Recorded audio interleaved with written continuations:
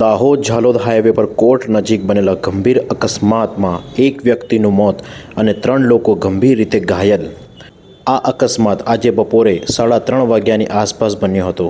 મળતી માહિતી મુજબ બંને મોટરસાયકલ સવાર પૂર ઝડપે અને ગફલતભરી રીતે વાહન ચલાવી રહ્યા હતા।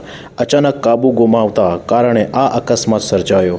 ઘાયલની હાલત હાલ ગંભીર છે અને તેમને હોસ્પિટલ સારવાર આપવામાં આવી રહી છે। ઘટના સ્થળે પહોંચી પોલીસ ઘાયલોને ઝાયડસ હોસ્પિટલ ખસેડ્યા અને અકસ્માતના કારણોની તપાસ પોલીસે હાથ ધરી છે। દાહોદ ટુડે અપીલ કરે છે વાહન ચાલકો સલામત વાહન ચલાવે અને વાહન ચલાવતા સમયે હેલ્મેટ જરૂરી પહેરે। જય હિન્દ।